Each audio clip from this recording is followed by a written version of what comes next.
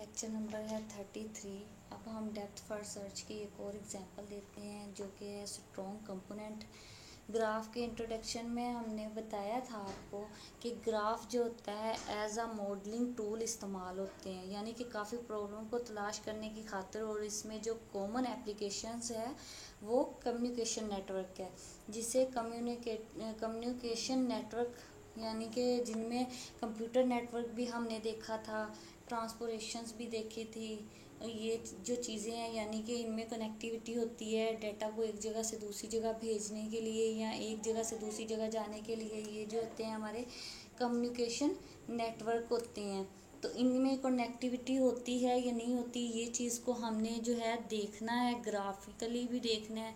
तो यहाँ पे जो है ग्राफ है हमारे पास, देखें ये तमाम एजेस हैं। इनमें जो बैकवर्ड एजेस होंगे वो हमारे होंगे स्ट्रॉन्ग कंपोनेंट, यानी कि वो स्ट्रॉन्ग कनेक्टिविटी होगी। उनको हम क्या करेंगे, अलहदा करते जाएंगे। देखें ए से हम सी से हम ए की जानिब आ रहे हैं, ए से बी की जानिब, बी से सी की जानिब। ये हमारी इतनी जो है स्ट्रॉन्ग कनेक्टिविटी है।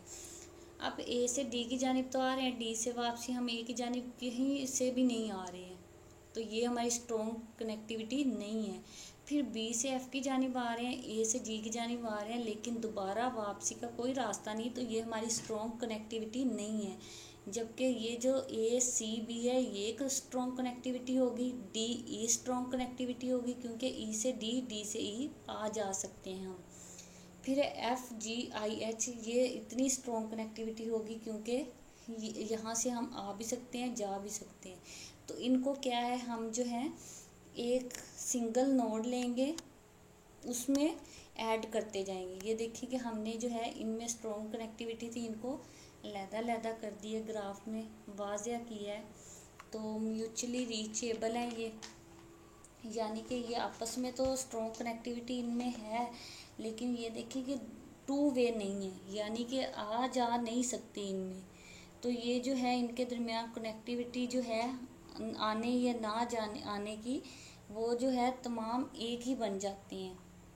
ये जो तमाम है कनेक्टिविटी के ज़रिए ये एक ही बन जाते हैं, यानी कि जब आ सकते हैं या जा सकते हैं तो वो एक कनेक्टिविटी तो बनती है, लेकिन स्ट्रॉन्ग कनेक्टिविटी नहीं होती है।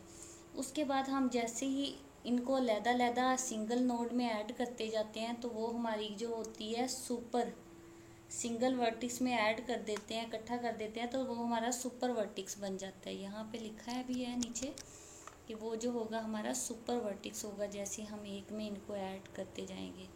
तो वो जो होंगे इन सब में कनेक्टिविटी तो आ गई है, तो ये हमारा होगा कंपोनेंट ग्राफ, यानी कि तमाम में कनेक्टिविटी है लेकिन कुछ में स्ट्रॉन्ग नहीं है, तो ये हमारा कंपोनेंट ग्राफ ज़रूर बनता है। ये देखें हमने क्या किया, साइकिल नहीं बनेगा। ये देखें ए बी सी इकट्ठा कर दिया, डी इकट्ठा कर दिया, एफ जी एच आई इकट्ठा कर दिया, लेकिन देखिए ये साइकिल नहीं बना, वापसी का कोई रास्ता नहीं। इनमें कनेक्टिविटी तो है लेकिन स्ट्रॉन्ग कनेक्टिविटी नहीं है। इनको हम इकट्ठा कर सकते थे अगर स्ट्रॉन्ग कनेक्टिविटी होती, यानी कि दो रास्ते होते या टू वे स्ट्रीट होती तो हम स्ट्रॉन्ग कनेक्टिविटीज़ को कह सकते थे। तो ये हमारा जो है कंपोनेंट डायरेक्टेड असाइक्लिक ग्राफ है, यानी कि साइकिल नहीं बना रहा है। उसके बाद हमने क्या करना है, स्ट्रॉन्ग कंपोनेंट ऑफ डीएफएस। जैसे ही हम डीएफएस चलाते हैं ग्राफ पे तो वो क्या करता है, टाइम सेट कर देता है, स्टार्टिंग टाइम और फिनिश टाइम। देखें हमने इनका जितना भी हमें टाइम लगा उनको स्टार्टिंग और फिनिश टाइम से सॉर्ट कर दिया। उसके बाद डीएफएस फॉर एस चलाएंगे तो वो क्या करेगा, यहाँ पे देखें जिन जिन में स्ट्रॉन्ग कनेक्टिविटी है उनको अलहदा करेंगे और दूसरों को अलहदा। अब हमने नीचे क्या करना है, ए बी सी को सबसे ऊपर डालना है क्योंकि ये स्ट्रॉन्ग कनेक्टिविटी रिप्रेजेंट कर रहे थे, बैकवर्ड और फॉरवर्ड थे, तो इनको अलहदा कर दिया। फिर एफ जी एच आई जो है ये स्ट्रॉन्ग कनेक्टिविटी थी, इनको अलहदा कर दिया, डी ई को अलहदा कर दिया। लेकिन ए को हमने पहले क्यों लिखा है, क्योंकि ये दोनों में कनेक्टिविटी कर रहा था, बी के साथ भी और डी के साथ भी और एफ़ के साथ भी, एफ जी वालों के साथ भी इसकी कनेक्टिविटी थी। तो हमने क्या किया, इसी को पेरेंट बना दिया ताकि जो है हमारी सॉर्टिंग का अमल जो है वो सही से कर सकें हम। तो यहाँ पे देखें कि ये ग्राफ है, इसमें उसने बोला है कि टोपोलॉजी जो है हमने टोपोलॉजी के ऑर्डर में वो सेट कर दी है।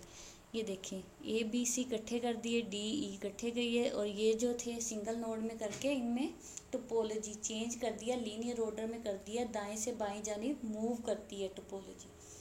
जबकि क्योंकि ग्राफ की सूरत में तो वायलेट कर रहे हैं क्योंकि जकड़े हुए हैं एक दूसरे के साथ, जबकि अलग-अलग हैं इस तरह होंगे तो ये जो होंगी वायलेट नहीं करेंगी। अब जो है रिवर्स टोपोलॉजी ऑर्डर मींस कि आप जो है पहली में टोपोलॉजी में जा रहे थे फॉरवर्ड, जबकि इसमें जो है आप बैकवर्ड आ रहे हो, रिवर्स आ रहे हो, तो ये हमारा जो होगा रिवर्स टोपोलॉजी ऑर्डर है हमारा। आज का लेक्चर यहीं पे ख़त्म होता है, अगला इंशाल्लाह नेक्स्ट लेक्चर में पढ़ेंगे।